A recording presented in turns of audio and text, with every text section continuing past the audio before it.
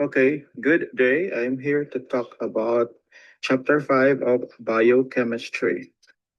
So, these are the learning outcomes of this lecture to illustrate the primary, secondary, tertiary, and quaternary protein structures, describe the kinds and relative strength of forces that stabilize the structure, describe protein folding, its maturation, and the role of chaperones and isomerases, explain the genetic and nutritional disorders of collagen maturation, and describe the pathologic conditions involving protein production defects and at the molecular level.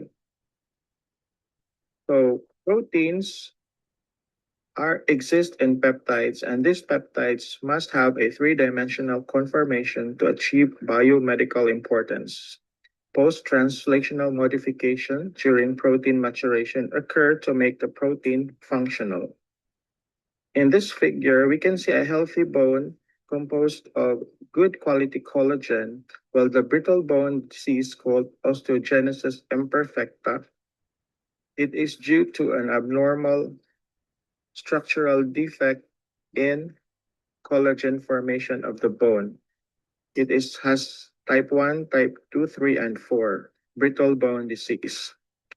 So configuration is the geometric relationship between a set of atoms like the D and L isomer, while the conformation is the spatial relationship between atoms in a molecule with retention of its original configuration but with changes in its rotation.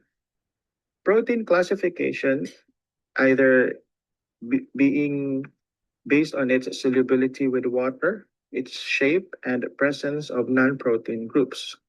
Globular proteins are compact and spherical with axial ratio of the shortest to the longest peptide of not more than 3, while fibrous proteins have long and big structures having an axial ratio of 10 or more.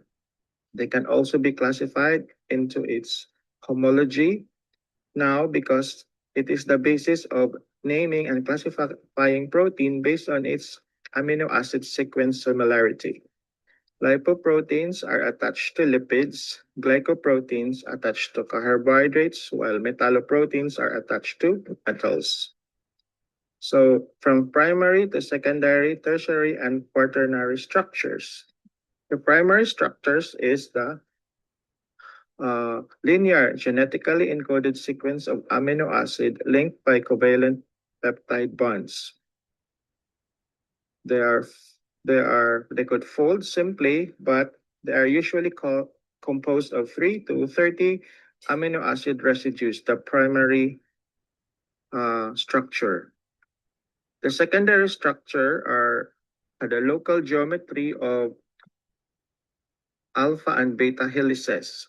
Going back to the primary structure, the angle or the bond, the psi bond is the one that is existing between the alpha carbon and the nitrogen, while the psi bond is the bond that exists within between the alpha carbon and the carboxyl carbon or C1.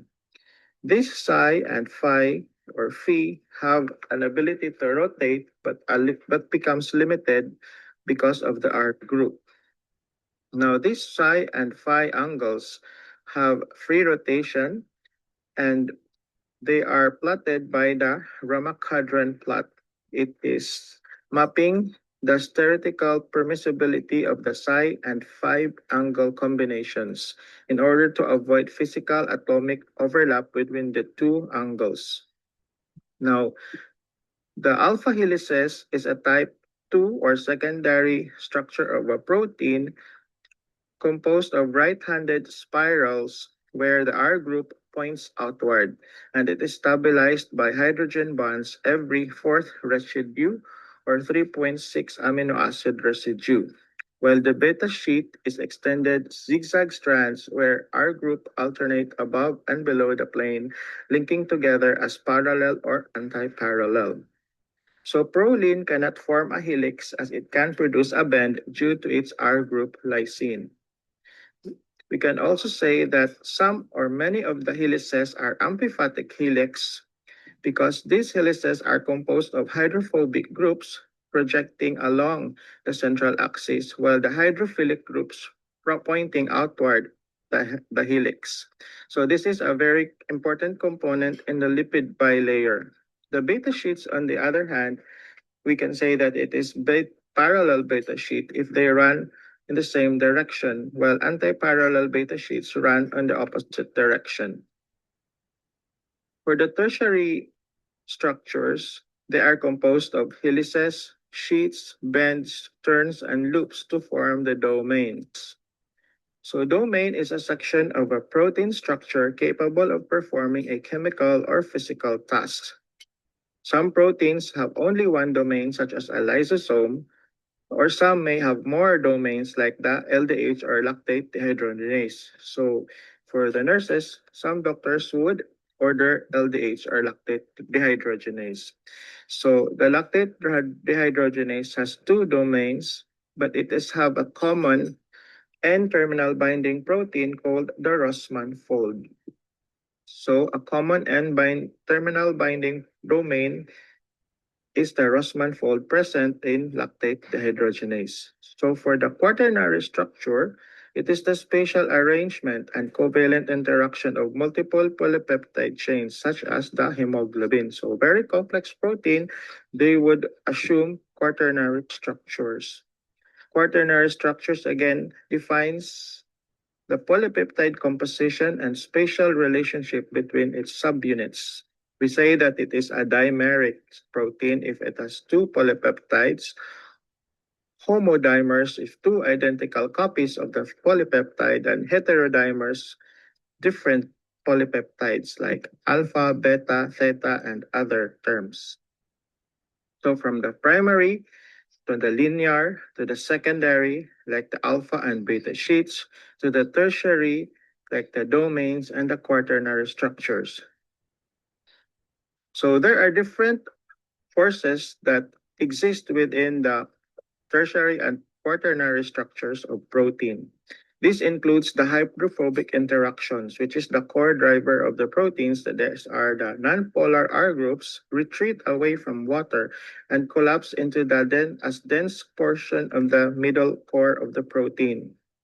So the hydrogen bonds also forms the integrity of the whole protein, and these are the bonds between polar R groups and the aqueous environment, and internally between the polar residues. Another is the disulfide bonds, strong covalent bonds, cross-linking between the cysteine residues, which provides robust physical stability in harsh extracellular environments. Lastly, there are the electrostatic salt bridges.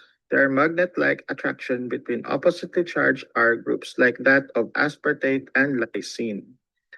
So there are different techniques that we use in order to look at the three-dimensional structures of protein, which includes X-ray crystallography, nuclear magnetic resonance spectroscopy, and cryo-electron microscopy.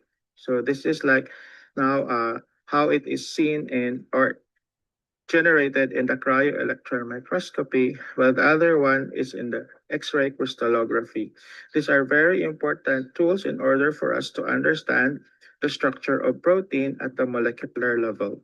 So proteins needs to fold. So while they are being folded, they become susceptible to other chemical reactions around them. So they are being assisted by auxiliary proteins.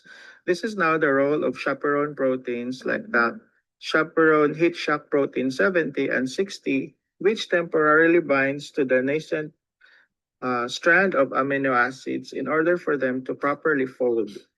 Amino acids fold in order to produce a protein structure that has less energy in order for it to exist. In other protein folding assisting proteins are the protein disulfide isomerases and the proline cis and trans isomerases. So this assist in protein folding in order to create a protein structure that is easy to maintain with less energy. So again, in protein folding, proteins spontaneously seek to fold into their lowest possible energy state. So the nascent unfolded protein are now protected or trapped by molecular chaperones, such as the heat shock protein 70, chaperonins, and disulfide isomerases. Okay, so that's the concept of the chaperones. They help proteins by protecting them until they become stable. So for the collagen structure, it's very common that we eat or drink collagen either as tablets or drink, but collagen is very important component in the bone, in the skin, and in the hair. So collagen is a fibrous protein. It's composed of 200. Its eggshell ratio is 200 or more. It is composed of a triple helix that the collagen molecule combines to become a collagen fiber. The collagen also exists as a proprotein, which is large precursor of proteins that often needs to undergo cleavage or covalent bond formation. So insulin also occurs as a proprotein before it becomes insulin. So proinsulin becomes insulin to become functional. So this is example of a very important protein, collagen.